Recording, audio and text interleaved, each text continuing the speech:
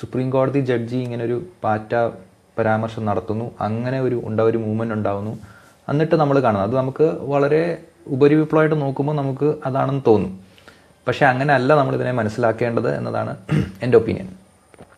കാരണം എന്താണെന്ന് വെച്ച് കഴിഞ്ഞാൽ ഇതൊരു സിസ്റ്റമാറ്റിക് ആയിട്ടുള്ളൊരു സംഭവമാണ്. ഇതൊരു കുറേ കാലങ്ങളായിട്ട് ബിൽഡ് ചെയ്ത ഒരു പ്രഷർ ആണ്. അതിപ്പോൾ നമ്മളൊരു ഈ വോൾക്കാനിക് ഇറപ്ഷൻ നമ്മൾ കാണുമ്പോൾ അത് കുറേ കാലങ്ങളായിട്ടൊരു പ്രഷർ ബിൽഡായിട്ട് ചിലപ്പോൾ ആ സമയത്ത് നിങ്ങൾ ചിലപ്പോൾ ഒരു ക്രേറ്ററിലൊരു കല്ലെടുത്ത് എറിഞ്ഞ് കഴിഞ്ഞാൽ ചിലപ്പോൾ അത് പൊട്ടിത്തെറിക്കും. അപ്പോൾ കല്ലെടുത്ത് എറിഞ്ഞതായിരിക്കും നമ്മൾ ഫോക്കസ് ചെയ്യുന്നത്. പക്ഷേ അങ്ങനെയല്ല നമ്മളിതിനെ മനസ്സിലാക്കേണ്ടത്. അപ്പോൾ ഈ വിഷയത്തെ ഇതൊരു അന്തിമ വിജയമാണോ അല്ലയോ എന്ന് നമ്മൾ മനസ്സിലാക്കണമെങ്കിൽ ആദ്യം എന്താണ് വിഷയം, എന്തുകൊണ്ടാണ് ഈ സംഭവം ഉണ്ടാവുന്നത് എന്നുകൂടി മനസ്സിലാക്കിയാലേ നമുക്ക് ഇതൊരു അന്തിമ വിജയമാണോ എന്ന് നമുക്ക് പറയാൻ പറ്റത്തുള്ളൂ. അപ്പോൾ നമ്മൾ ഈ വിഷയത്തെ മനസ്സിലാക്കണമെങ്കിൽ കുറച്ച് പുറകോട്ട് പോകണം. കുറച്ച് ദശാബ്ദങ്ങളായിട്ട് നമ്മുടെ രാജ്യത്ത് ചില കഥകൾ നമ്മളോട് ആളുകൾ പറയുന്നുണ്ട്.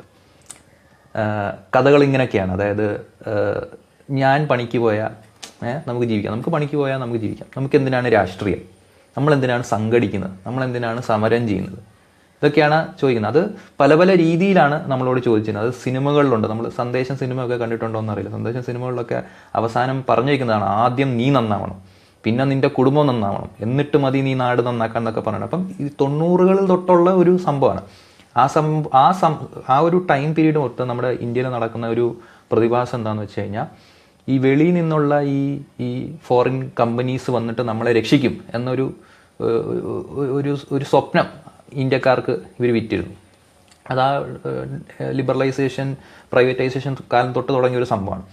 പക്ഷേ എന്താണ് സംഭവിച്ചത്? ഈ കമ്പനികൾ വരുന്നു, അല്ലെങ്കിൽ ഈ പ്രൈവറ്റ് ക്യാപിറ്റൽ വരുന്നു. പക്ഷേ ഇവരെല്ലാം തന്നെ ഒരു വളരെ മൈനോറിറ്റി ഓഫ് ദി മൈനോറിറ്റി ആളുകൾക്ക് മാത്രമാണ് ബെനിഫിറ്റ് കൊടുത്തത്. നമ്മളിന്ന് വലിയ വലിയ കമ്പനികളൊക്കെ കാണുന്നുണ്ട്, ശരിയാണ്, വലിയ വലിയ കമ്പനികൾ കാണുന്നുണ്ട്, IT പാർക്കുകൾ കാണുന്നുണ്ട്, വലിയ ഇൻ്റർനാഷണൽ കമ്പനികൾ പല പല സിറ്റിയുടെ പല പല രാജ്യത്തിൻ്റെ പല പല സിറ്റികളിൽ നമുക്ക് കാണാൻ പറ്റുന്നുണ്ട്. പക്ഷേ ഇവരൊക്കെ അടിസ്ഥാനപരമായിട്ട് നമ്മുടെ രാജ്യത്തിലെ ന്യൂനപക്ഷം ആളുകൾക്ക് മാത്രമാണ് ഇത്തരം തൊഴിൽ സാധ്യതകൾ കൊടുത്തത്.